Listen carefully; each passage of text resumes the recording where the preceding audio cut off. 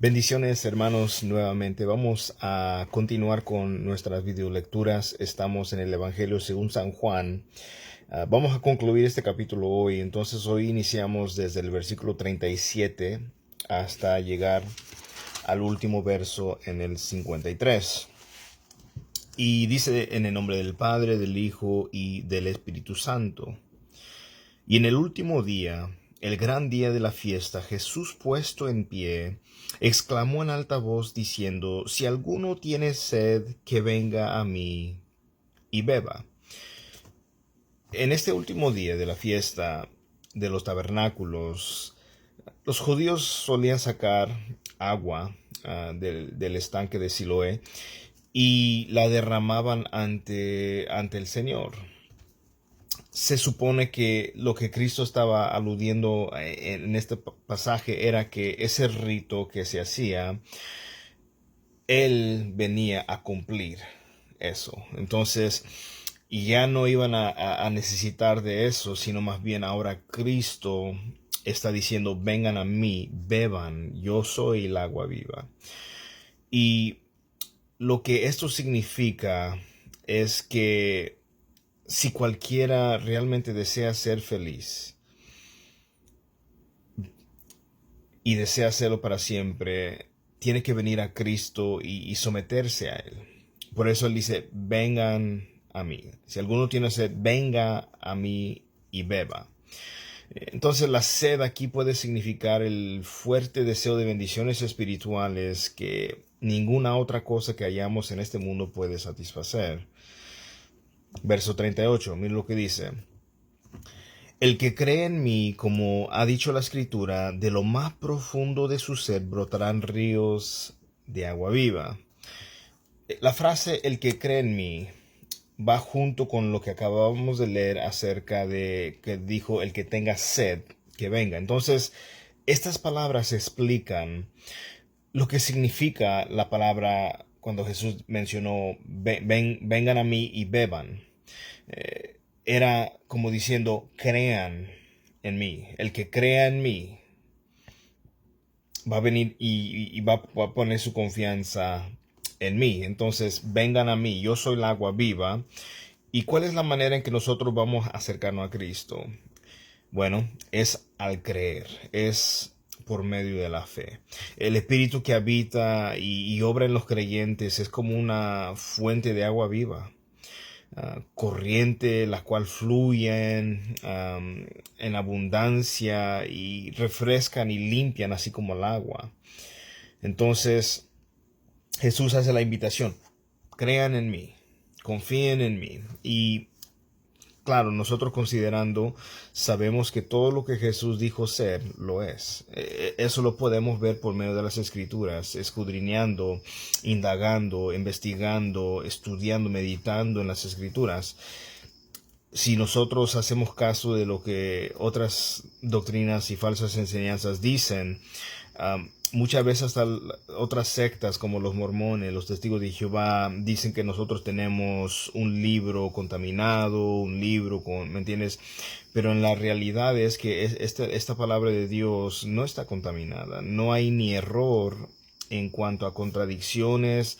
No ves algo en el Antiguo Testamento y en el Nuevo Testamento que se contradiga. Al contrario, el Antiguo Testamento es complemento del Nuevo Testamento.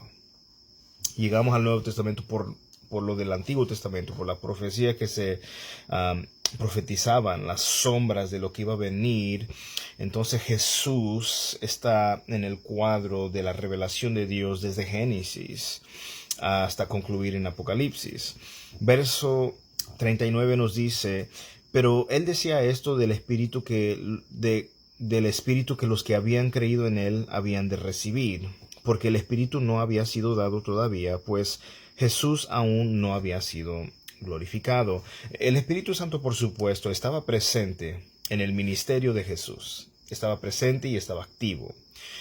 Pero su glorificación, incluyendo estando en la cruz, la resurrección y la exaltación estando a la diestra del Padre, resultaría en el milagroso don del Espíritu Santo a cada creyente, comenzando en el día de Pentecostés, cuando estaban reunidos orando y de repente vino el viento fuerte, el recio, y sopló sobre de ellos y se miraban como lenguas repartidas de fuego. Entonces el Espíritu Santo fue derramado ahí. Desde ahí en adelante está presente en cada creyente. Versículo 40 dice: entonces algunos de la multitud, cuando oyeron estas palabras, decían: verdaderamente este es el profeta. Otros decían: este es el Cristo. Pero otros decían: ¿acaso el Cristo ha de venir de Galilea? ¿No ha dicho la Escritura que el Cristo viene de la descendencia de David y de Belén, la aldea de donde era David? La multitud estaban haciéndose preguntas acerca de Jesús. Algunos creían, otros rechazaban, otros lo descalificaban como Mesías porque era de Nazaret. Recuerdan cuando fue con Natanael: hemos hallado el Mesías, y él hizo el comentario: ¿podría algo bueno salir de Nazaret? Entonces recuerda, Nazaret tenía una muy mala reputación, y cuando alguien era de Nazaret se le atribuía que era es un nadie, no es alguien importante. Pero la cosa es, la palabra fue clara en que el Mesías iba a nacer en Belén. Esto lo vemos en Miqueas, capítulo 5, versículo 2. Pero sabemos que Jesús nació en Belén, no en Nazaret, no en Galilea. Y Lucas 2, del 1 al 7, nos enseña que creció en Nazaret. Él nació en Belén, pero creció en Nazaret. Entonces, si hubiesen prestado más atención, y esto a veces nos ocurre a nosotros, como que no estamos poniendo atención. Si tan solo hacemos eso, poner atención, no llegamos nosotros a conclusiones erróneas. Y por ejemplo, si alguien habla, da su perspectiva, y ya nosotros estamos con ansias de hablar y no estamos poniendo atención, y creo que es importante escuchar. No estoy diciendo, ¿verdad?, que vamos a darle la razón a gente que contradiga lo que está en las Escrituras, pero algo que he aprendido yo, que es bueno escuchar a las personas que creen diferente, que tienen diferentes perspectivas, porque así uno aprende por qué creen de esa manera, ¿verdad? No llegamos a conclusiones erróneas, no asumimos cosas, no. Y ese es un grave error, que muchas veces no entendemos bien lo que enseñan los testigos de Jehová, lo que enseñan los mormones, lo que enseñan las iglesias unitarias que solamente que creen solo en Jesús. Aunque afirman, ¿verdad?, Dios Padre, Dios Hijo, Dios Espíritu Santo, pero no en base a la doctrina de la Trinidad. Entonces es importante poder escuchar y ver el por qué. Si es que hay algunos que lo pueden explicar el por qué, hay otros que tal vez no muy bien, simplemente se lo dijeron y pues bueno, él me dijo, entonces por eso lo creo. Por eso es tan importante ir a la palabra. Y yo predico, mi papá predica, viene un predicador a su iglesia, un evangelista o cualquiera que sea el título. Tenemos que ser como los bereanos, que agarraban sus Biblias y aseguraban que aun cuando Pablo mismo estaba predicando, ellos no dejaron: oh, es Pablo el gran predicador. Ellos agarraron sus Biblias y aseguraban, ¿verdad?, que lo que estaba predicando Pablo iba en acuerdo con las Escrituras. Eso es tan esencial, y no podemos perder eso en los tiempos en los que vivimos, porque muchas falsas doctrinas han surgido, muchos falsos maestros han surgido, muchos predicadores que sí, tal vez tengan iglesias grandes y tienen muchos seguidores, y ellos pueden hacer como cosas tipo milagros y hacer esto y lo otro, que diamante y que oro y que no sé qué, hermanos. Pero la cosa es esta: los milagros nunca son el énfasis. Yo creo en los milagros, Dios hace milagros, Dios es hacedor de milagros, pero siempre va a ser para gloria de Dios y no para gloria de los hombres, porque Dios no comparte su gloria con nadie.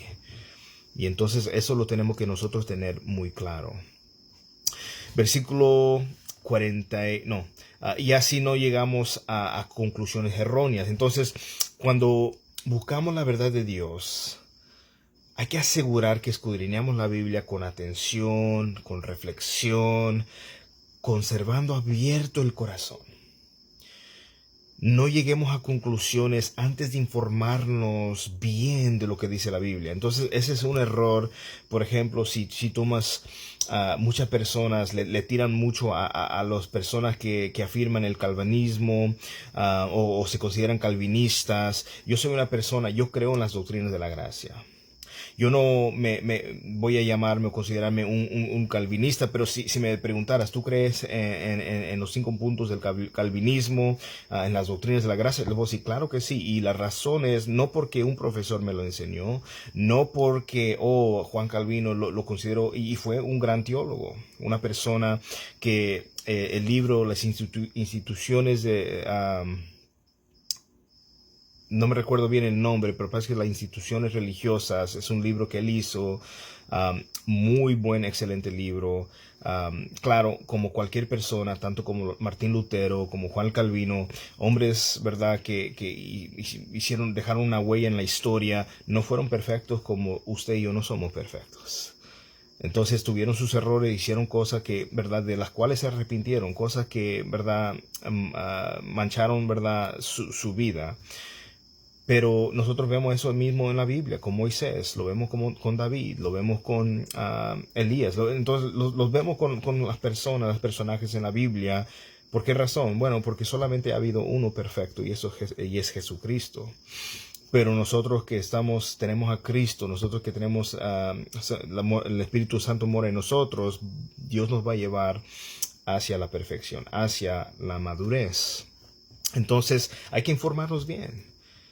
Y muchas personas, ¿verdad?, tienen un falso concepto acerca del calvinismo por lo que escuchan, por lo que tal vez sus pastores o predicadores dicen, pero hay diferentes tipos de calvinismo. Hay, por ejemplo, el hipercalvinismo que enseña salvo siempre salvo. Eso no enseña el calvinismo, eso no enseña las doctrinas de la gracia. Creemos en la perseverancia de los santos, que Dios persevera a sus santos, como dice en Juan capítulo 10, que el que está en las manos de Dios, nadie puede arrebatarlo de sus manos, nadie los puede quitar de sus manos. Entonces, ¿quién es el que nos ayuda a perseverar hasta el fin? No es nuestra propia fuerza, porque entonces diríamos que la salvación es por obras, y no es por obras. La salvación es por gracia. La salvación es por medio de lo que hizo Cristo en la cruz, al nosotros depositar nuestra fe en Cristo, en lo que Él hizo en la cruz. Y entonces es adjudicada a nosotros su justicia, es adjudicada a nosotros, ¿verdad?, la obra de Cristo al nosotros creer en Él. No que nosotros somos perfectos, no. Pero cuando nosotros creemos en Cristo, sucede una transacción tan hermosa que cuando Dios nos mira en nosotros que somos justos por la obra de Cristo y no por lo que nosotros podemos hacer. Y por lo tanto somos llamados, como dice Efesios capítulo 2, para buenas obras.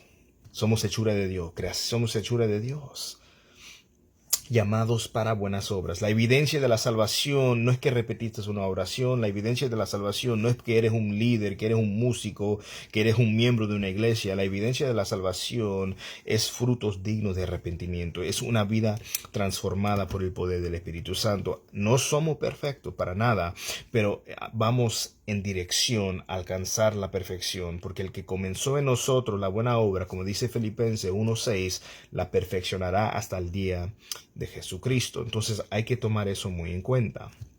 Versículo 43 dice: así que se suscitó una división entre la multitud por causa de él, y algunos de ellos querían prenderle, pero nadie le echó mano. Entonces los alguaciles vinieron a los principales sacerdotes y fariseos, y estos les dijeron: ¿por qué no le trajisteis? Los alguaciles respondieron: jamás hombre alguno ha hablado como este hombre habla. Aunque los romanos gobernaban Palestina, permitían que los líderes religiosos judíos tuvieran autoridad en los casos de asuntos civiles, en casos de la religión judía, en los casos de cosas menores, cosas no tan graves. Y los líderes religiosos supervisaban a sus propios alguaciles y los investían de poder para arrestar a cualquiera que provocase un disturbio, quebrantase cualquiera de las leyes ceremoniales. Como líderes desarrollaron cientos de leyes triviales. Recuerden, tenían la ley de Dios y leyes tradicionales que ellos mismos habían agregado al pasar los años y las igualaron como si fueran, ¿verdad?, leyes dadas por Dios. Y lo que pasa hoy en día con lugares donde hay mucho legalismo, donde no puedes ir aquí, no te puedes poner esto, no puedes poner hacer lo otro. Agregan leyes donde no hay leyes, simplemente, ¿verdad? Porque ellos, ¿verdad? Tal vez vieron un verso y lo sacan fuera de su contexto y lo usan como una excusa, como pretexto para imponer una doctrina, cuando en realidad no es una enseñanza bíblica. Entonces tenemos que tener mucho cuidado y asegurar que cuando nosotros estamos obedeciendo la palabra de Dios, vamos a obedecer a Dios antes que a los hombres. No vamos a obedecer mandamientos de hombres. No vamos a estar sujetos bajo legalismo, que simplemente es estar sujetos bajo condenación. Es que, tú hiciste esto, estás condenado. Tú hiciste lo otro, te pusiste esto, estás condenado. Y no es así. Recuerden, hermanos, para los que están en Cristo, esto lo dice en Romanos claramente, para los que están en Cristo, en Romanos capítulo 8, no hay condenación por medio de lo que hizo Cristo en la cruz. Entonces, lo que pasaba aquí era que resultaba casi imposible que cualquiera, incluye ellos mismos, escapasen de quebrantar o pasar por alto o al menos desconocer alguna de las leyes en un momento dado, pero estos alguaciles no podían encontrar justificación para arrestar a Jesús y por eso mismo no lo trajeron. Mira lo que dice nuevamente el verso 46. Los alguaciles respondieron, cuando les preguntaban, ¿por qué no lo trajiste? Los alguaciles respondieron, jamás hombre alguno ha hablado como este hombre habla. Estaban impactados porque no podían hallar ni una manera en la cual él estaba quebrantando la ley de Dios y por eso mismo no pudieron arrestarlo. No había justificación para ello. Verso 47 dice, entonces los fariseos les contestaron, ¿es que también vosotros os habéis dejado engañar? ¿Acaso ha creído en él alguno de los gobernantes o de los fariseos? Pero esta multitud que no conoce de la ley maldita es. Los líderes judíos se veían como un grupo selecto que eran el único poseedor de la verdad y rechazaban la verdad en cuanto a Cristo porque no había partido de ellos. Es fácil pensar que muchas veces nosotros, y esto pasa con nosotros, no, yo solamente tengo la verdad, mi iglesia tiene la verdad, y las demás iglesias son heréticas y son bien lights y son esto. No tomemos la misma actitud que tuvieron los líderes religiosos. Se creían dueños de la verdad. Y sabe que eso no vino a enseñar Jesús. Él mismo nos dice, ¿verdad?, en Juan, que el que conociere la verdad y la verdad nos hará libres. La verdad nos hace libres. El que conoce al Hijo de Dios verdaderamente será libre. Entonces, ¿qué debemos nosotros hacer? Bueno, si tenemos la verdad de Dios en las Escrituras, nosotros mismos no debemos de creernos dueños de esta verdad o que somos los únicos que tienen esta verdad. Y aquí es donde a veces hay un choque entre diferentes denominaciones. No, porque tú eres bautista, no, pues que eres metodista, no, pues que tú eres pentecostés, no, pues que tú eres asambleas de Dios, no, porque tú eres iglesia de Cristo, no, pues porque tú eres luterano, no, pues porque tú eres episcopaliano, etcétera. Entonces, la cosa es, si hemos creído en el Evangelio, si hemos creído en Cristo, hemos depositado nuestra fe en Cristo, no en organizaciones, nuestra fe en Cristo, porque la palabra es clara, que Dios envió a su único hijo, porque de tal manera amó Dios al mundo, que envió a su Hijo unigénito para que todo aquel, hablando de los hombres, hablando de las personas, para que todo aquel que creyera en él no se perdiera, mas tuviera vida eterna. Eso es tan importante porque la verdad de Dios está al alcance de todos. Si tú crees que alguien, tal vez en tu misma congregación o tal vez una amistad por medio de Facebook, por donde sea, digo, no, yo no creo que él tenga la verdad. Yo sí tengo la verdad. Mira, la verdad de Dios está al alcance de todos y nadie tiene eso adueñado como solamente lo tienen ellos. No, lo más hermoso y bonito no solamente es conocer la verdad de Dios, es la aplicación de ello. No debemos ser cristianos teóricos, de teoría. Yo sé doctrina, yo sé esto, yo sé el otro. No, hay que ser cristianos prácticos, practicar, hacedores de la palabra, no solamente oidores olvidadizos. Escuchamos los sermones los domingos y entre semana no vivimos nada. No, de eso no se trata. Se trata de ser hacedores, oidores y hacedores, practicantes de lo que está en la palabra de Dios. Entonces, no copiemos la actitud egoísta que tenían los fariseos. No seamos así. Hay que pedirle a Dios humildad. Hay que pedirle a Dios dominio propio. Hay que pedirle a Dios que nos ayude a ser mansos y humildes. Ya para concluir, el versículo 50 dice: Nicodemo, el que había venido a Jesús antes y que era uno de ellos, les dijo: ¿acaso juzga nuestra ley a un hombre a menos que le oiga primero y sepa lo que hace? Respondieron y le dijeron: ¿es que tú también eres de Galilea? Investiga y verás que ningún profeta surge de Galilea. Y cada uno se fue a su casa. Qué tremendo. Al parecer Nicodemo, recuerda Nicodemo en el capítulo 3, él de noche había venido escondida por miedo de que eso dañara su reputación. Sabían que los fariseos odiaban a Jesús y él le daba vergüenza el ser visto. Entonces de noche fue a buscarlo, pero aquí en esta porción ya estaba públicamente defendiendo a Jesús. Imagínense el valor que Dios nos puede dar cuando nosotros ponemos la fe en Él y estamos dispuestos a que haya oposición, que haya contraria y que las personas nos quieran llevar la contraria y oponerse. Pero siempre es mejor, ¿verdad? Nunca avergonzarnos de Dios. Jamás. Nicodemo arriesgó su reputación. Arriesgó su posición cuando habló a favor de Jesús. Su declaración fue valiente, su declaración fue inmediato. Los fariseos empezaban en ese momento a empezar a sospechar. Por eso le dijeron: es que tú también eres de Galilea. Investiga y verás que ningún profeta surge de Galilea. Entonces Nicodemo, lo que él les hace entender es que es importante entender las leyes que tenían. Al ver que quedaban expuestos sus motivos hipócritas y que su prestigio estaba, ¿verdad?, empezando a relucir, comenzaron a querer movilizarse con el fin de protegerse. ¿Cuál era este plan? Matar a Jesús. El orgullo va a interferir con nuestra capacidad de razonar. No vamos a hacer caso aun cuando estamos mal y vamos a entrar a ser necios.